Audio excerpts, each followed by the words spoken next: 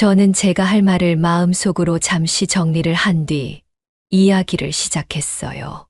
너도 알다시피 아버지가 암치료 받으면서 돈을 좀 많이 썼잖니. 그런데 갑자기 아들이 제 말을 막아섰어요. 그만 말하세요. 무슨 말 할지 알겠으니까요. 저는 무척 당황했습니다.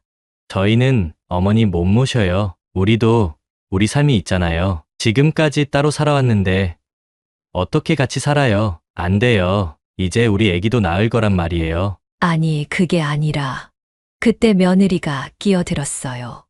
어머니, 이 말이 일리가 있어요. 저희 집에 오셔봤자 달라질 건 없을 거예요. 저희야 매일 가게 나가서 일하면 어차피 혼자 계실 텐데요. 그러지 마시고 유양원이나 실버타운 들어가시는 게 어떠세요? 저희가 알아봐 드릴게요.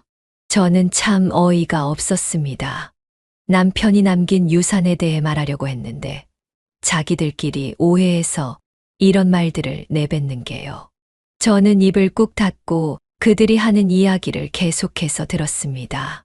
거기 가면 친구분들도 있고 밥도 해주고 어머니 아프시면 돌봐도 드리고 얼마나 좋아요. 아, 그리고 어머니 집 지금 혼자 살기 너무 넓지 않아요? 청소하기도 어렵고 엄청 횡할 것 같은데 요양원 들어가기 싫으시면 조금 좁은 집으로 옮기는 건 어떠세요? 와이프 말대로 요양원 가셔도 좋을 것 같고요. 사실 아버지가 유산으로 남겨주신 게 그 집밖에 없잖아요. 맞죠? 저희도 자식 입장으로서 받은 거 없어도 이해해요. 저희가 벌면 되니깐요. 근데 저도 어엿한 사업가니까 좀 가게를 늘리고 싶어서요. 그 집 팔고 좁은 데로 옮기시고 남은 돈 저한테 투자하시면 전에 말씀드렸던 다른 가게를 하나 차려볼까 해요. 투자라는 말이 좀 그러면 아버지 유산이라고 생각하시고요. 저는 너무 화가 나 입이 부들부들 떨렸습니다. 어떻게 남편이 세상을 뜬 지 이틀밖에 안 됐는데 이런 말을 할 수 있다니요. 남편이 잘 부탁한다는 우리 아들이었지만 이건 해도 너무했습니다. 저는 하려고 했던 말들을 쏙 집어넣고 하지 않았죠. 그리고 아들과 며느리의 말처럼 할 생각은 추호도 없었어요. 너희 어떻게 그렇게 말할 수 있니? 너희 가게도 우리가 차려준 거잖아. 언제적 얘기를 하고 그러세요. 그리고 싫으면 싫다고 하시면 되잖아요. 저희는 어머니 생각해서 그렇게 말한 건데요. 맞잖아요. 어머니가 저희한테 뭘 더 해줄 수 있어요. 부모가 자식한테 도움이 되지는 못할 망정 짐이 되려고 하니까. 그렇죠. 저는 더 이상 참을 수가 없었습니다. 자리에서 벅차고 일어나 외투를 입고 집을 나섰어요. 뒤로 며느리와 아들이 웃으며 다행이라고 말하는 소리가 들리더군요. 저는 눈을 질끈 감았어요. 이게 어떻게 된 일일까요? 지금 장례식이 끝나고 아들에게 찾아간 어머니를 아들과 며느리가 내쫓으려고 하고 있는데요. 오늘은 자식을 잘못 키운 잘못으로 말년에 고생을 많이 하셨다는 황 회장님의 사연입니다. 어떤 내용의 이야기일지 바로 들어보도록 하겠습니다. 안녕하세요. 저는 강북구에 살고 있는 일은 둘황해자라고 합니다. 여러분에게 저에게 있었던 믿지 못할 일을 공유하고 싶어 이렇게 사연을 씁니다. 당시에는 너무 힘들었고 충격적이었지만 그 일로 인해 제 인생을 다시 한번 돌아볼 수 있게 되었던 것 같아요. 여러분은 저처럼 인생의 실수를 범하지 않기를, 항상 좋은 일만 있으시기를 바라면서 사연을 썼습니다. 부디 이야기를 끝까지 들어주시고 저와 다른 분들을 위해 좋은 조언과 말씀 아끼지 마시고 이야기해 주시면 감사하겠습니다. 그럼 이야기 시작하겠습니다. 저에게 있었던 일을 말씀드리기 위해선 제 남편 이야기를 먼저 드려야 할 것 같아요. 저와 제 남편은 어릴 적부터 친구였습니다. 같은 동네에서 자라왔죠. 평생 친구처럼 지내다가 서로 성인이 되면서 오랫동안 만나지 못했어요. 각자 먹고 살기 바빴기 때문이었죠. 그렇게 서로를 잊고 지내다가 7년이란 시간이 지나고 우연히 동네에서 다시 마주치게 되었습니다. 명절날이었죠. 저희는 오랜만에 만나 지금까지 어떻게 지냈는지 이런저런 이야기를 했습니다. 이야기를 하다 보니 하루가 다 지나버렸죠. 저희는 서로 아쉬워서 또 약속을 잡게 되었습니다. 운이 좋게도 둘 다 서울에서 지내고 있었어요. 그래서 저희는 이후로도 자주 만나게 되었고, 그러다 눈이 맞아 결혼까지 하게 되었습니다.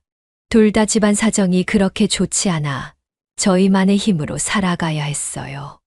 아마 그때 많은 사람들은 그렇게 했어야 했죠.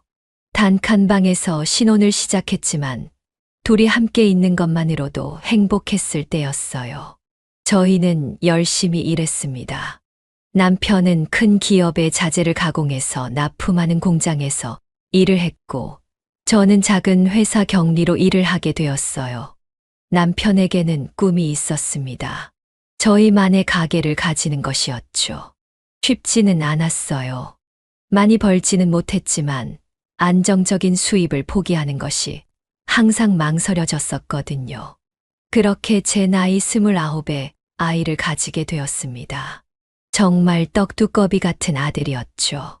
아들이 태어나자 들어가는 돈도 많아지더라고요.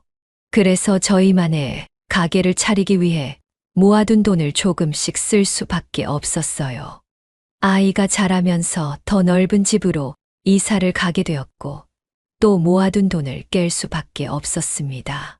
남편과 저의 꿈은 점점 멀어지는 듯 했어요. 그렇게 아들은 성인이 되었습니다. 저와 남편은 항상 아들 걱정을 했어요. 왜냐하면 공부도 잘하지 못했고, 그렇다고 딱히 하고 싶은 것도 없는 아이였거든요. 이것저것 시켜봐도 항상 금방 질려하고 못하겠다고 화를 냈습니다. 대학교도 가지 않아 저희는 아들을 얼른 군대에 보냈습니다. 아들이 군대에서 말뚝이라도 박았으면 하는 바람으로요. 하지만 아들은 군대도 답답하다며 전역을 해버리더군요. 그렇게 아들은 속절없이 저희의 용돈으로 생활하며 허송세월을 보냈습니다. 저는 나이가 들어 건물 청소하는 일을 했고, 남편은 공장에 가장 고참 기술자로 생활했습니다.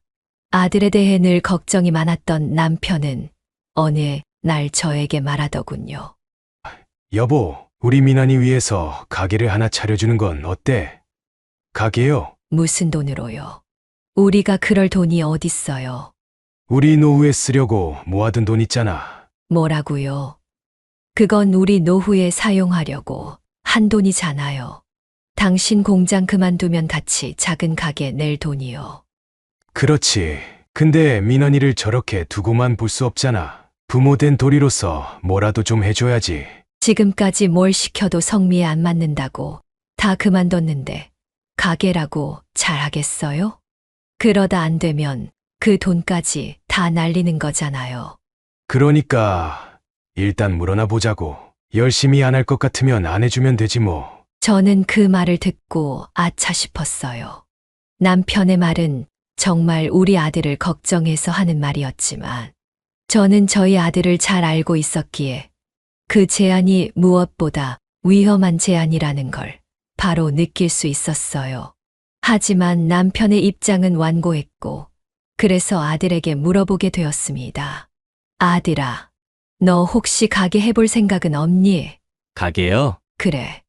우리가 모아둔 돈으로 너 가게 하나 차려주려고 하는데 혹시 생각이 있나 해서. 그럼요, 좋죠. 열심히 할 수 있겠니? 너가 열심히 하지 않으면 우리가 평생 피땀 흘려가며 모아온 돈이 다 의미가 없어지는 거야. 저도 이제 나이 웬만큼 먹었고 열심히 해야죠. 걱정 마세요. 그렇게 저와 남편은 모아둔 돈으로 아들에게 가게를 하나 차려주었습니다. 그나마 망할 가능성이 적은 유명한 치킨 프랜차이즈 가게를 선택하게 되었고, 저희 동네에 작게 가게를 하게 되었죠. 처음엔 열심히 하는 것처럼 보였습니다. 하지만 점점 가게 문을 닫고 쉬는 날이 많아졌고, 친구들 불러 술 마시는 장소로 변해갔습니다. 전날 술을 마시느라 늦게 출근해서 제가 대신 문을 열어주는 날도 있었죠. 저와 남편은 이대로 가게를 망하게 둘 수 없었습니다. 남편이 일을 그만둘 수 없기에 제가 아들 가게에 나가 아들 대신 열심히 일을 했어요. 그렇게 일을 하다 보니 조금씩 회복이 되더라고요. 다행히 동네 사람들이 자주 저희 치킨집을 와주었고 매번 배달도 시켜주신 덕분이었죠. 그렇게 몇 년 동안 장사를 하다 보니 동네에서 가장 유명한 치킨집이 되었습니다. 다들 나이 많은 할머니가 닭을 튀기는 게 신기했나 본지 젊은 사람들도 자주 저를 보러 치킨집에 오기도 했어요. 그때 제 인생에서 가장 돈을 많이 벌었던 것 같아요. 그 돈으로 아들 집도 얻어주고 차도 사주고 했으니까요. 어느새 저는 가게에서 일하는 게 당연시 되었고, 아들은 정말 사장 마냥 가끔 가게에 와서 둘러보고 가는 정도였습니다. 그때 저는 따끔하게 아들에게 말을 했어야 했어요. 하나 있는 아들이라 너무 오냐오냐 키운 것이 잘못이었죠. 하지만 저도 그 가게에 정이 많이 들었고 제 가게처럼 생각하게 되었습니다. 마음속으로는 그래도 이렇게 장사가 잘 되어서 먹고 살 수 있는 게 어디냐 싶었어요. 안 되는 것보단 나으니 다행이라 여겼죠. 그러던 중 아들이 결혼할 여자라며 갑작스레 저와 남편에게 소개를 해주겠다고 했습니다. 여자친구가 있는지도 몰랐던 저와 남편은 당황스러웠어요. 그리고 제 아들과 사귀려는 그 여자가 누구인지도 궁금했죠. 며칠 뒤 아들은 그 여자를 저와 남편에게 데려왔습니다. 안녕하세요, 어머님. 김수민이라고 합니다. 반가워요. 저희 아들과는 어떻게 만나게 된 거예요? 친구들과 술을 마시고 있는데 민원 씨가 옆자리에서 말을 걸었어요. 그날 저희 친구들 술자리도 계산해줬는데 그게 멋져 보이더라고요. 그렇게 몇 번 만나다가 괜찮은 것 같아서 만나게 되었어요. 저와 남편은 서로를 쳐다보았습니다. 이런 말을 하면 안 되지만 며느리가 될 여자는 딱히 아무런 직장도 없었고 말도 가려서 하지 않는 듯 보였습니다. 외모에만 관심이 많아 보였죠. 하지만 아들은 그 여자가 좋은지 콩깍지가 단단히 씌인 것 같았어요. 아들은 결혼을 서둘렀고 저희도 아들이 결혼하는 게 안 하는 것보다 낫다고 생각해서 허락을 해 주었습니다. 아들은 그렇게 그 여자와 결혼을 하게 되었고 가게를 해서 번 돈으로 산 아들 집에서 살게 되었어요. 그러던 어느 날이었습니다. 아들이 저에게 와서 이야기를 하더군요. 어머니, 드릴 말씀이 있어요. 뭔데 그러냐? 얼른 말해라. 가게 나가야 하니. 그건 말인데요. 이제 어머니, 가게에 나오지 않으셔도 돼요. 뭐, 그게 무슨 소리니? 아니, 어머니 평생 일하셨고, 이제 나이도 많이 드셨는데, 언제까지 일하시려고요? 어머니가 일하시는 거, 제 아내가 그대로 이어받아서 하면 되니까, 어머니는 이제 집에서 쉬세요. 그래도 그렇지. 이건 너무 갑작스럽지 않니? 너도 알다시피 단골 손님들은 날 보러 오시는 분들도 있잖아. 그거야, 뭐 며칠 지나면 다 까먹겠죠. 어쨌든 무슨 말씀이신지 아시겠죠? 안 된다. 이건 너무 하잖니. 나도 우리 가게와 함께 한 세월이 있는데 내 가게나 마찬가지인 곳이야. 제가 사장이니까 제 말 들어주세요. 어머니도 이제 인생 즐기면서 사세요. 연금 나오시잖아요. 제가 가끔 용돈도 드릴게요. 아들은 그렇게 저를 가게에서 내보내고 며느리를 데리고 왔어요. 저는 너무나 황당했죠. 오랫동안 일한 일터를 한순간에 잃어버린 듯한 느낌이었죠. 하지만 아들을 위해 차린 가게이고 아들이 그렇게까지 말하니 어찌할 도리가 없었어요. 답답한 심정이었지만 아들을 위해 참아야 했습니다. 남편에게도 제가 힘들어서 일을 그만두었다고 했어요. 그렇게 시간이 지나고 아들과 며느리는 그래도 가게를 괜찮게 운영하는 듯 보였습니다. 불행 중 다행이었죠. 그러던 어느 날 남편과 건강검진을 받으러 가게 되었습니다. 근데 검사 도중 의사분이 암 검사를 따로 받아봐야 할 것 같다는 말을 했죠. 이후에 다시 암 검사를 받아보니 남편이 췌장암에 걸렸더라고요. 워낙 잘 발견이 안 되는 곳이고 심해질 때까지는 그렇게 극심한 고통이 있는 곳은 아니라 잘 몰랐던 것이었죠. 췌장암은 이미 주변 장기들로 많이 전이가 되었습니다.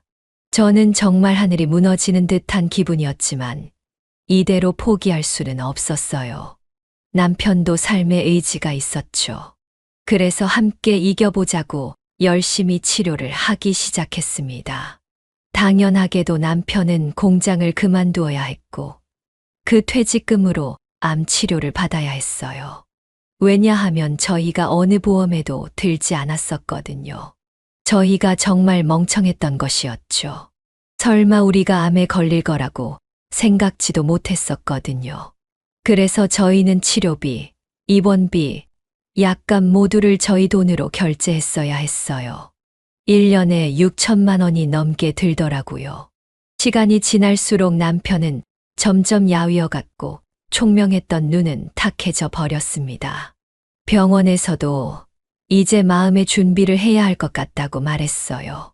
남편은 결국 끝내 버티지 못하고 세상을 떠나게 되었습니다. 저에겐 이제 제 아들밖에 남지 않았어요. 남편 병수발을 하느라 모아둔 돈이 하나도 없었고 남은 거라곤 집 한 채 달랑 있었죠. 남편이 떠난 건 재작년 겨울이었어요. 하늘에서도 눈이 내리더라고요. 장례식을 하는 동안 옆에 있어야 할 아들은 계속 밖에서 담배만 피고 있었습니다. 며느리는 어딜 갔는지 보이질 않았죠. 어머님 힘내세요라고 조문객들이 위로의 말을 건넸지만 아들의 행동을 보며 저는 마음속으로 고개를 저었습니다. 며느리와 아들이 어딨냐는 질문을 들을 때마다 제 가슴은 미어졌어요. 저녁 7시가 되자 아들 민원이가 다가왔습니다.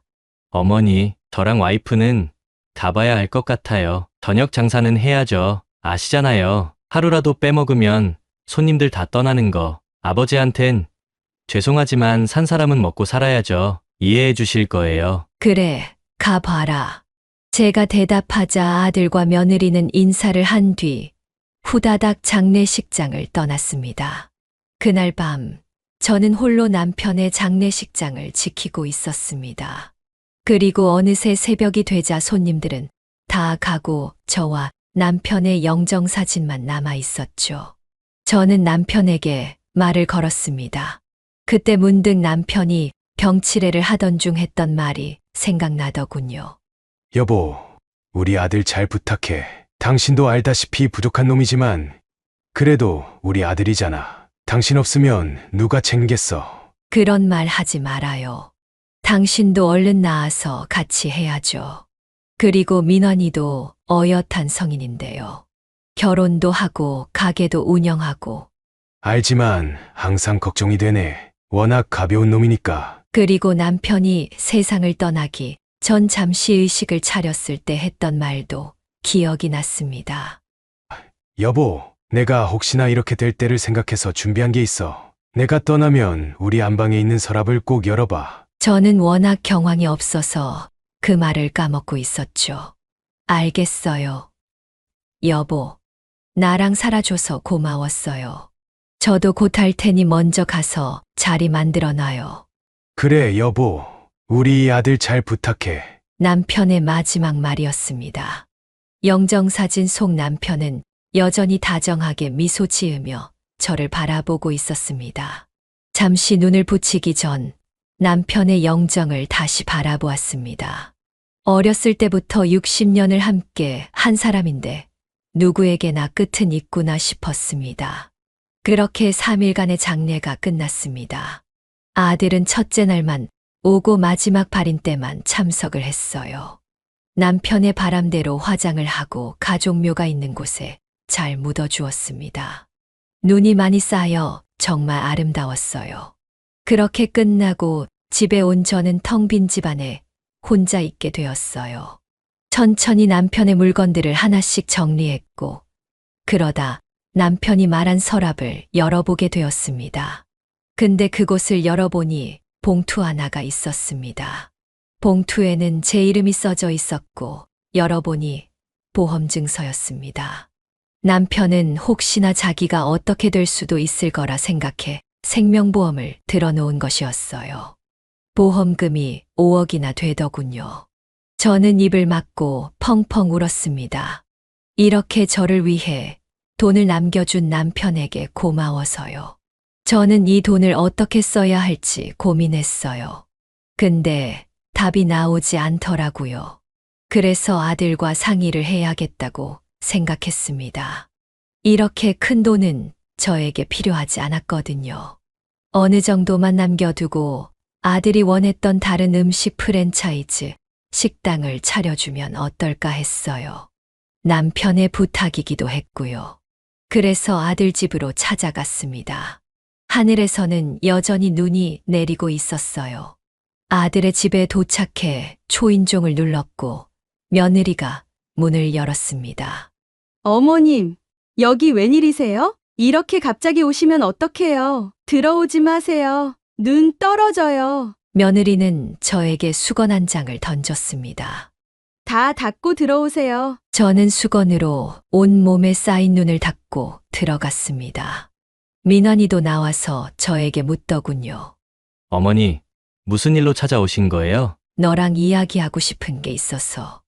뭔데요? 일단 앉아도 되겠니? 저는 거실에 있는 식탁에 앉아 이야기를 시작했어요.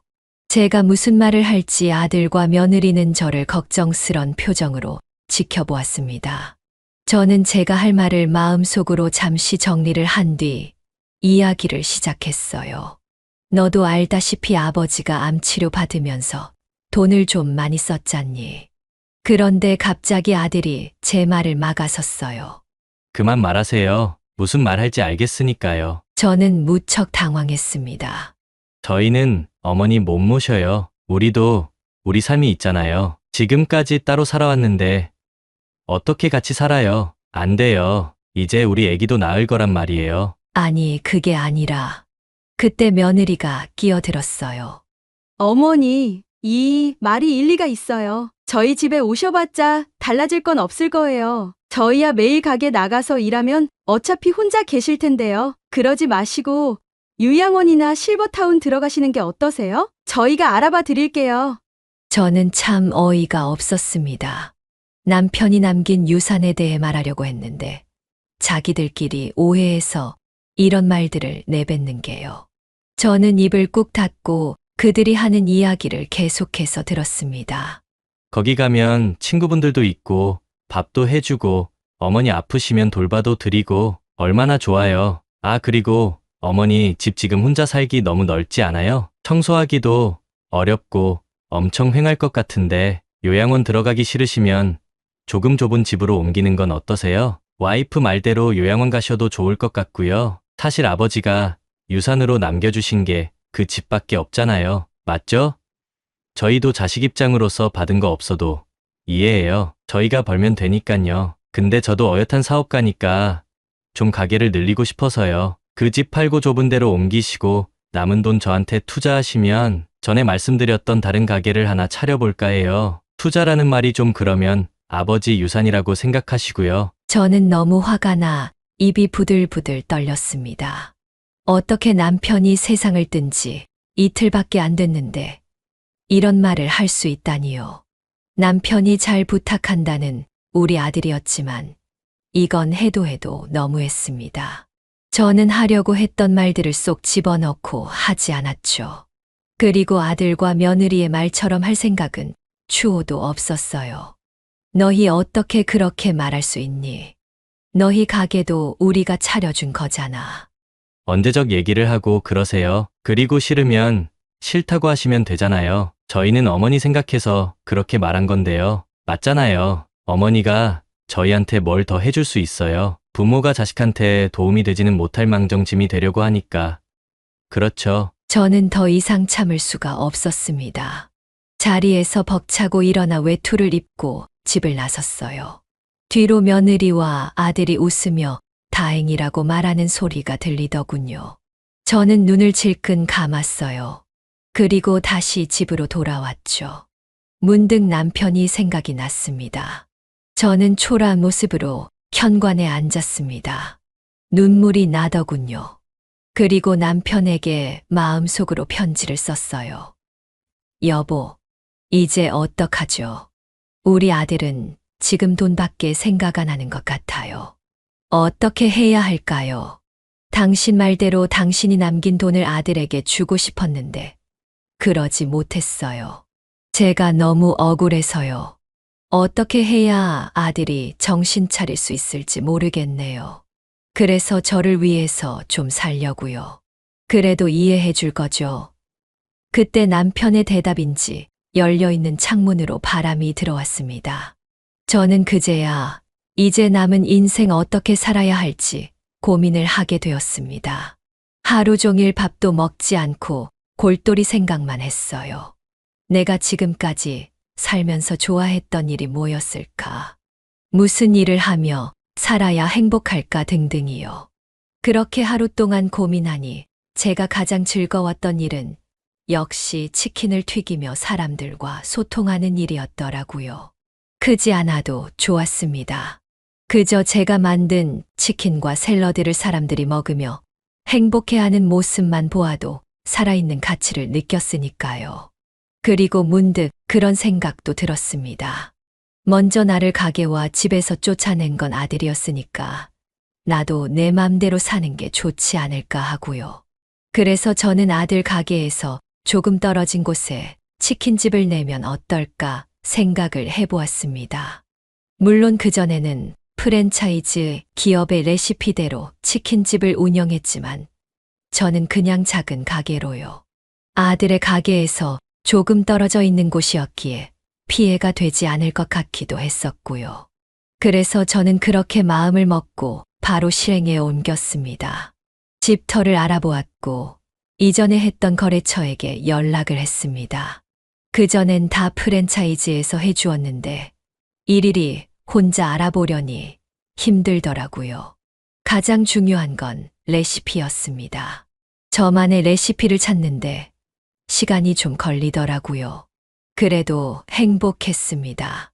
너무 바빠 아들과 며느리를 생각할 겨를도 없었거든요. 그러던 어느 날이었습니다. 그날도 여러 재료를 사서 음식 레시피를 연습하려고 했어요. 그래서 재료를 사러 마트로 가는 길이었는데 굉장히 낯이 익은 사람이 보였습니다. 바로 며느리였죠. 근데 며느리 옆에 다른 남자가 서 있는 게 아니겠어요. 처음엔 제가 잘못 본 거라 생각해 눈을 비볐으니까요. 하지만 틀림없었어요. 옆에 있는 남자는 근육질의 젊은 남자였어요. 며느리는 뭐가 좋은지 해벌레하는 표정이었죠. 그 남자는 며느리의 어깨에 손을 올린 채 이마에 뽀뽀까지 하더라고요. 저도 모르게 그들을 쫓기 시작했습니다. 그들은 큰 카페에 가더군요. 저는 조심조심 쫓아가 그들의 뒷자리에 몰래 앉았습니다. 제 바로 뒤에는 며느리가 있었죠. 저는 최대한 몸을 숙이고 모자를 깊게 눌러 썼습니다. 둘은 꽁냥꽁냥 하더니 대화를 하더군요. 저도 모르게 휴대폰을 꺼내 녹음기를 켰습니다. 자기야, 근데 도대체 언제쯤 이혼할 거야? 조금만 기다려봐. 어제 시어머니한테 확실히 선을 그었어. 근데 남편이 뭐라는 줄 알아? 나랑 아기를 가지겠대. 참 어이가 없어서. 내가 완전 속아서 결혼한 거 있지? 처음엔 나한테 차 자랑하고 집 자랑하고 가게 자랑해서 완전 부자인 줄 알았는데 진짜 뭣도 없는 인간이더라고. 뭐야, 나도 가진 거 없는데. 괜찮아. 자기는 얼굴도 잘생기고 몸도 좋잖아. 내 남편은 진짜 완전 뚱뚱하고 못생겼어. 너도 진짜 독하다. 그래서 나 좋아하는 거 아냐? 내가 자기 먹여 살리려면 이혼할 때 왕창 가져가야 할 것 아냐. 지금 남편이 시어머니 집 팔아서 그 돈으로 다른 가게 차리려고 하거든. 이 가게도 지금 엄청 잘 되고 있으니까 그것도 잘 되지 않겠어? 그거 잘 되면 그때 이혼하려고. 그래야 우리 가게 하나는 생길 거 아니야. 그 말을 들으니 손이 덜덜 떨리더라고요. 이게 정말 현실인가 싶었습니다. 워낙 날라리 같은 며느리였지만 이렇게 뒤에서 다른 외간 남자와 바람을 피며 이상한 계획을 세우고 있을 줄은 꿈에도 상상 못했어요. 남편은 우리 만나는 거 아예 모르지? 그럼 완전 멍청한 인간이라니까. 내 말이라면 그냥 벌게 벗고 춤이라도 출 사람이야. 오늘도 그냥 몸 안 좋다고 쉬고 싶다고 하니까 얼른 들어가라고 해서 나온 거야. 자기가 다 하겠다면서. 그래도 좀 걸린다. 여기 가게 근처잖아. 누가 보기라도 하면 어떡해. 전혀 모른다니까 걱정하덜 마. 그 사람 친구도 별로 없고 매일 장사만 하느라 어디 돌아다니지도 못해. 그래 자기가 그렇다면야 뭐. 그럼 나는 잠자코 기다리기만 하면 되는 거지? 그래, 괜히 급하게 했다가 우리 계획했던 거 한순간에 물거품 되는 수가 있어. 그런데 우리 여행은 언제 갈까? 그건 걱정 마. 내가 남편한테 미리 말해놨어. 친구들이랑 여행 좀 다녀오겠다고. 그것도 처음엔 막 꼬치꼬치 캐묻더라니까. 누구랑 가냐고. 그래서 화냈더니 바로 깨갱하더라. 저는 당장 그 두 사람의 머리채를 잡고 싶었지만 일단 참아야 했습니다. 바보 같은 아들이지만 어쨌든 저의 자식이니까요. 제 아들이 이런 수모를 겪게 할 순 없었어요. 당장 아들에게 알려야 했어요. 저는 그 둘을 뒤로 한 채 바로 아들의 가게로 달려갔습니다. 정말 심장이 쿵쿵 뛰더군요. 아들에게 어떻게 뭐부터 말해야 할지 정리가 되지 않았어요. 그렇게 가게에 도착했는데 이게 뭐람. 한창 장사를 해야 할 시간에 문이 닫혀져 있는 게 아니겠어요. 근데 닫혀진 철창문 사이로 빛이 조금씩 새어나오고 있었어요. 안에 누가 있다는 것이었죠. 그래서 저는 뒤로 돌아가 창문을 열어 안쪽을 바라보았습니다. 근데 저는 믿지 못할 광경을 보고야 말았습니다. 그곳엔 술집 여자로 보이는 한 여자와 아들이 서로 술을 마시고 있었어요. 근데 아들은 그 여자에게 어깨동무를 한 채 치근덕거리고 있었죠. 이게 정말 말이 되는 상황인가 했어요. 그 여자는 부끄러워하면서 아들이 하는 스킨십을 조금씩 밀어내고 있었죠. 오래된 관계는 아닌 듯 했어요. 왜냐하면 아들이 말하는 것을 들었거든요. 야, 이렇게 힘들게 시간 내서 내가 너 불렀는데 좀 화끈하게 분위기 좀 띄워주면 어디가 덧나냐. 진짜 술맛 떨어지게. 오빠, 아내가 이러는 거 알아? 절대 모르지. 알면 내가 이러고 있겠냐? 내 와이프는 집에서 자고 있을걸. 아까 아프다고 집에 들어갔거든. 오빠도 진짜 나쁘다. 이러면 안 되는 거 아냐? 인생 다 즐기며 사는 거 아니겠냐? 나도 나중에 애기 생기면 정신 차릴 거야. 그러니까 오늘만 좀 즐기자. 그리곤 둘이 까르르 웃더라고요. 저는 그 자리에 주저앉아 버렸습니다. 도저히 믿을 수 없는 상황을 하루에 2번이나 마주한 것이었어요. 어떻게 이런 콩가루 집안이 있을 수가 있나요? 저는 제 인생이 부정당하는 듯 했어요. 아들은 술집 여자처럼 보이는 사람과 술을 마시고 며느리는 남편 몰래 바람을 피고 있다니. 저는 어떻게 해야 했을까요? 일단 아무것도 하지 않은 채 저는 집으로 돌아왔습니다. 몸은 천근만근이었지만 정신은 또렷했어요. 둘의 관계를 이대로 냅둬야 할지 아니면 이 사실을 둘에게 말해주고 이혼하라고 해야 할지 고민을 했습니다. 답이 나오지 않더군요. 남편이라도 있었다면 정말 힘이 되었을 것 같았어요. 근데 다른 고민들보다 저는 저와 아들의 관계를 지금처럼 유지해야 할까를 먼저 생각했습니다. 남편의 말처럼 어떻게든 아들을 정신 차리게 해야 할지 아니면 그냥 나 몰라라 하고 제 인생을 살아갈지를요. 그래도 저는 어쩔 수 없는 어머니더라고요.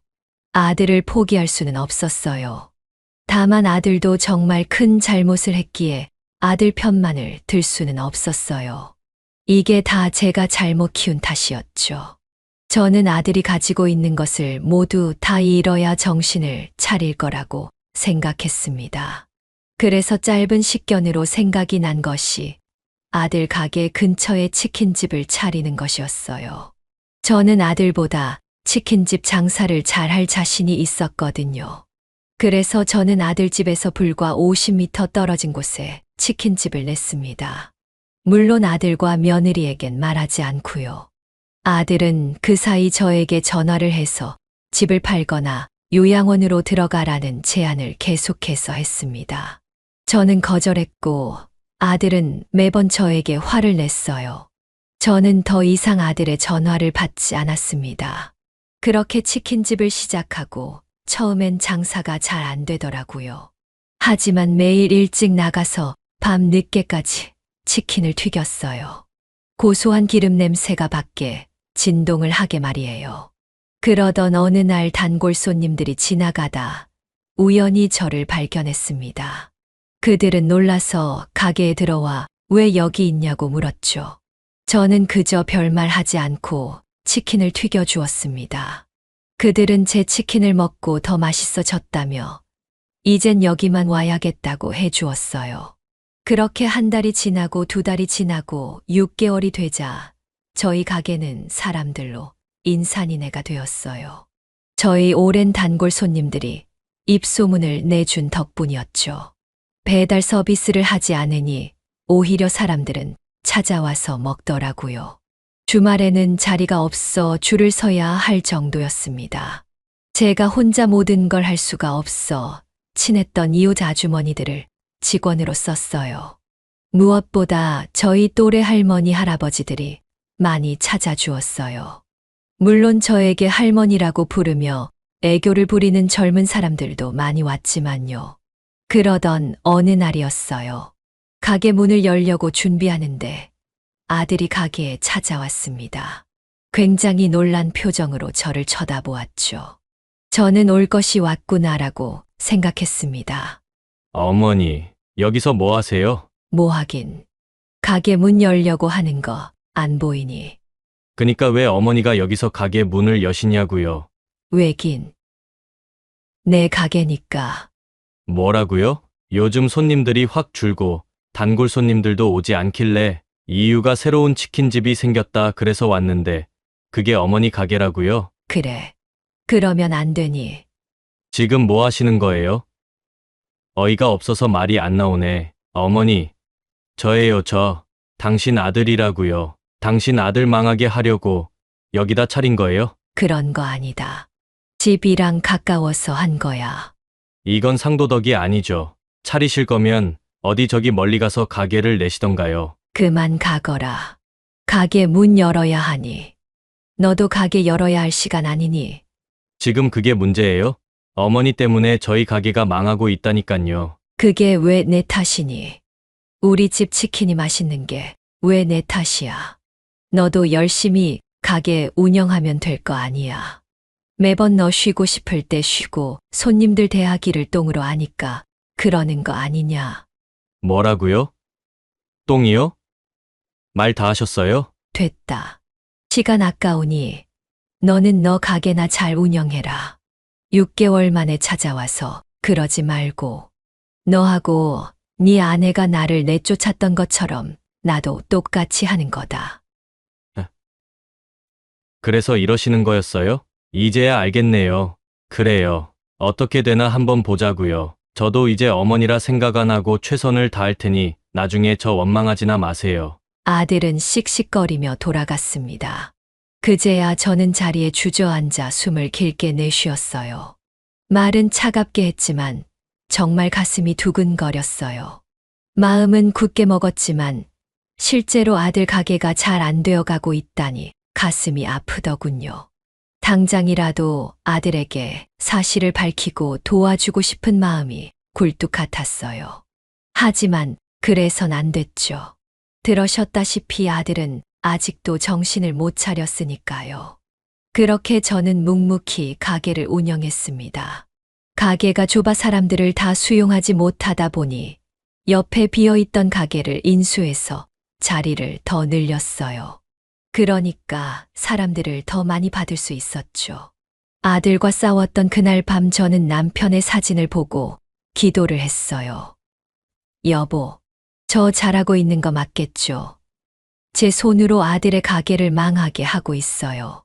당신이 남겨준 돈으로 차린 가게로 말이에요. 걱정 말아요. 제가 어떻게든 아들은 책임질 테니까요. 그러니까 잘 지켜봐 줘요. 저는 남편의 사진을 가슴에 끌어안고 잠에 들었습니다. 그렇게 시간은 속절없이 흐르고 저는 쉬는 날도 없이 가게를 운영했어요. 같이 일하는 아주머니의 말을 들으니 아들의 가게는 하루가 갈수록 손님이 없어지고 있다고 하더군요. 계획대로였지만 기분 좋은 말은 아니었죠. 그 3개월 동안 아들은 우리 가게를 괴롭히기 위해 쓰레기를 가득 가게 앞에 둔다든지 밖에 놓아져 있는 의자들을 부셔놓는다든지 괴상한 짓을 했습니다. 하지만 저는 반응하지 않았어요. 묵묵히 쓰레기를 치우고 새 의자를 샀죠. 그렇게 딱 3개월이 되던 날, 퇴근을 하고 집으로 갔는데 저희 집 앞에 아들과 며느리가 서 있었어요. 저는 무시하고 지나갔죠. 근데 거기서 둘이 무릎을 꿇는 거예요. 저는 깜짝 놀랐죠. 뭐 하는 짓이니? 어머니 제 이야기 좀 들어주세요. 사람들 보는 데서 이러지 말고 일단 들어오거라. 그래서 저희 셋은 집으로 들어갔고 들어가자마자 아들과 며느리는 다시 무릎을 꿇었어요. 그래 말해보거라. 갑자기 이러는 이유가 뭐니? 어머니 죄송해요. 제가 정말 어리석었어요. 저희 가게 지금 망하기 일보 직전이에요. 어머니가 장사하시고 나서 9개월 동안 적자가 계속됐어요. 알바생들 돈 주고 나니까 아무것도 안 남아요. 한 번만 용서해 주세요. 맞아요, 어머님. 저희가 그때 어머님한테 모질게 했던 거 정말 죄송해요. 진심이 아니었어요. 오해하실 수는 있는데 다 어머니 편하시게 해드리려고 했던 거였어요. 저희 가게 망하면 어떻게 먹고 살아요? 이제 저희 아이도 가지려고 한단 말이에요. 저는 어이가 없어 헛웃음이 나더군요. 그 상황에서 제가 웃으니 그 둘도 당황한 듯 보였어요. 이제는 그들에게 말할 때가 온 것 같더군요. 그래, 너희 상황은 잘 알겠다. 근데 이거 어쩌냐? 나는 그럴 생각이 없는데. 망하든 말든 그건 너희 사정이니까 둘이 알아서 해야 하는 것 아니겠니? 어머니, 제발요. 한 번만 기회를 주세요. 그럼 저희가 어머니 평생 모시고 살게요. 됐다. 나는 너희랑 같이 살 생각이 추호도 없어. 나는 너가 내 아들이라는 게 부끄러워. 너도 마찬가지다. 너가 내 며느리라는 게 너무 부끄럽구나. 어머니 아무리 그래도 그렇지 말씀이 너무 심하신 거 아니에요? 맞아요, 어머님. 제가 어머님한테 뭘 했다고 그렇게까지 말하세요. 저는 말없이 휴대폰을 들어서 녹음기를 켰습니다. 그때 카페에서 며느리와 바람피던 상대의 대화였죠. 아들은 그 녹음을 유심히 듣더니 며느리를 쳐다보았어요. 당장이라도 머리채를 잡을 기세였습니다. 며느리는 너무 놀라 입을 막고선 아무 말도 하지 못했죠. 아들이 벌떡 일어나서 며느리를 때리려는 찰나 저는 아들을 막아섰어요. 그리곤 말했죠. 너는 뭐 잘했니? 너는 네 와이프 보내놓고 다른 여자를 불러 같이 술 먹지 않았니? 정말 아수라장이 따로 없었죠. 며느리는 또 그 말에 벌떡 일어나 아들을 째려보았어요. 저는 이 상황을 정리해야만 했습니다. 앉거라. 당장.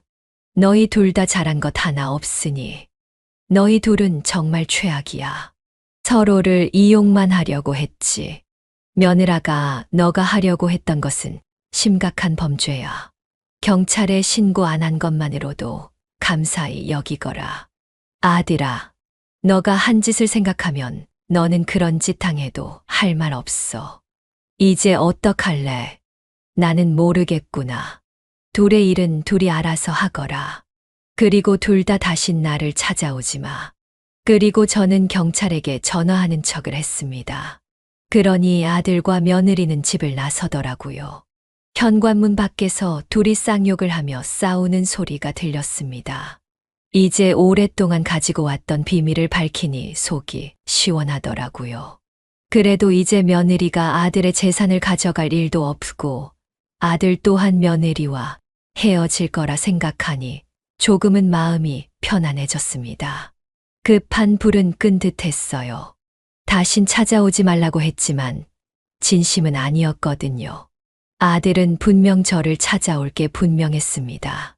그때까지 저는 제 일상을 보내는 수밖에 없었죠. 그렇게 한 달이 지났습니다. 남편이 죽은 지 1년이 되는 날이었죠. 그날도 이상하게 눈이 많이 내렸습니다. 전국에 말이에요. 가게를 정리하고 집에 갔는데 아들이 눈을 맞으며 서 있었습니다.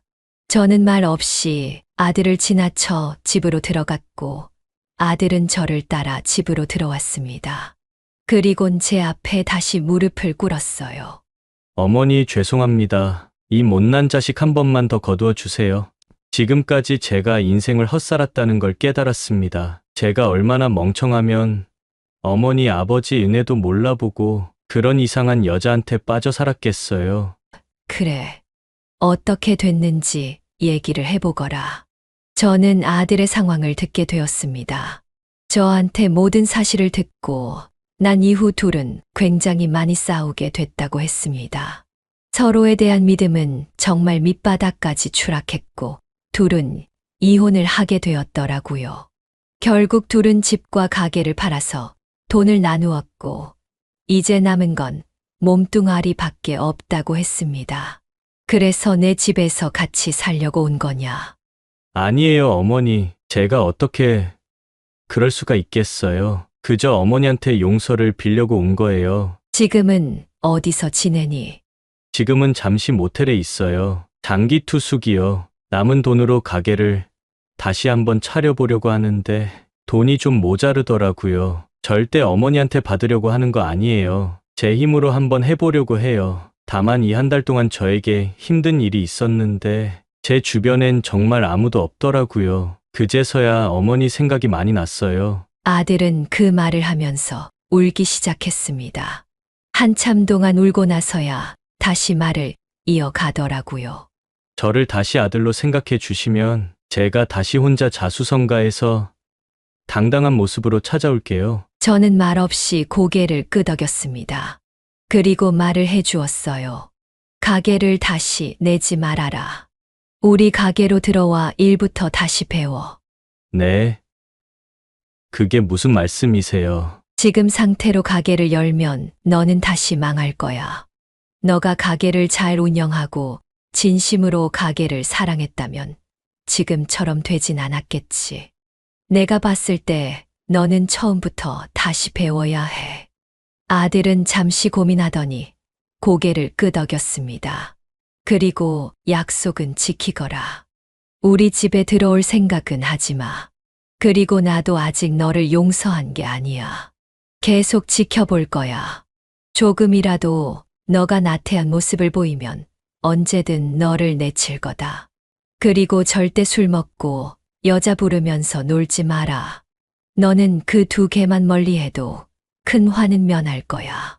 네, 어머니. 명심할게요. 아들은 저에게 큰절을 하고서는 집을 나갔습니다. 그제야 모든 게 해결된 것 같았어요. 남편에게도 드디어 미안하지 않게 되었어요. 그날은 참 잠이 잘 왔던 걸로 기억해요. 눈이 오는 것이 참 따뜻하게만 느껴졌어요. 다음 날이 되었고 아들은 바로 저희 가게로 출근을 했습니다.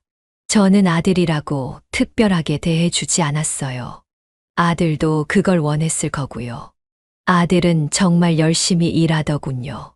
힘든 일을 자기가 자처해서 하고 가장 일찍 가게에 나오고 가장 늦게 퇴근했습니다. 처음에 저는 아들이 그런 척 연기를 하고 있다고 생각을 했었어요.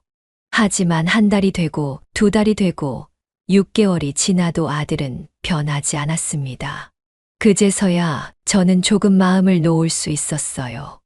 아들은 다른 직원들에게도 존경받을 정도로 열심히 했고, 그제서야 저는 아들에게 가게 운영을 조금씩 맡기기 시작했습니다. 아들은 카운터를 보면서 손님 접대를 하고 직원들에게 일을 시키고 거래처들과의 일들도 모두 처리했어요. 정말 한순간에 이렇게 사람이 바뀔 수도 있구나 싶더라고요. 그때 있었던 일이 정말 힘들었었구나라는 생각이 들었어요. 그렇게 같이 일한 지 1년이 다 되어 가고 있습니다. 저는 슬슬 아들에게 제 가게를 물려주려고 해요. 아들이 새로 가게를 차리는 것보다야 훨씬 안전할 것 같아서요. 저도 이제 나이가 들어 매일 가게에 나가는 게 조금 벅차게 느껴지기도 하고요.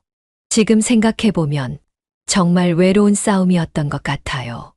이런 부모 자식이 세상에 또 있을까 생각도 들고요. 저는 가끔 제 손을 봅니다. 기름에 데인 상처가 가득한 못난 손이죠. 하지만 이 상처를 볼 때면 저는 과거로부터의 훈장이라고 생각이 들어요. 그러면서 제 인생 나쁘게 살아온 것만은 아니라고 스스로를 달래곤 합니다. 물론 아들 잘못 키운 죄로 이런 일까지 겪게 되었지만 말이에요. 자식이라는 것은 그저 먹고 옷이 핀다고 잘 자라는 게 아니더라고요. 다시 젊었을 때로 돌아간다면 먹이는 것만 신경 쓰는 게 아닌 올바른 사람이 될 수 있도록 인성교육부터 시킬 것 같아요. 후회해도 소용없지만 말이에요. 그래도 지금이나마 이렇게 조금씩 달라지는 걸 보니 정말 다행이라고 생각합니다. 사람은 잘 안 변한다는 말을 믿으며 살아왔는데 지금의 아들을 보면 바뀔 수도 있구나라는 생각을 합니다. 물론 큰 일이 있어야겠지만요. 사실 조금은 두렵기도 해요. 지금 이렇게 아들에게 기회를 빨리 주는 게 맞나 하고요. 또 아들이 바뀌면 어떡하나 싶기도 해요. 그러면 우스갯소리로 다시 건너편에 치킨집 하나 차리면 되지라고 스스로 농담을 하곤 합니다. 이제 제 이야기를 마무리 지어야겠네요. 제 이야기 어떻게 들으셨나요? 저는 지금도 제가 어떻게 살아야 할지 막막하곤 해요. 여러분이라면 어떻게 하셨을 건가요? 그리고 지금 저는 남은 인생을 어떻게 살아가야 할까요? 아들에게 다시 한번 기회를 주는 게 맞는 걸까요? 여러분들의 현명한 말씀이 필요합니다. 지금까지 제 이야기를 들어주셔서 정말로 감사드립니다. 네, 오늘 이야기는 어떠셨나요? 오늘 이야기를 듣고 어떻게 생각하시는지 어머님, 아버님의 생각을 댓글로 공유해주세요. 저는 또 다른 사연으로 찾아뵙겠습니다. 좋아요, 구독, 알람 설정을 통해 앞으로도 따뜻한 정을 나눌 수 있게 함께 해주세요. 어머님, 아버님의 삶의 지혜와 경험을 나눌 수 있는 통로가 되겠습니다. 오늘도 인생을 바꾸는 관점을 통해 사연을 들어주셔서 감사합니다.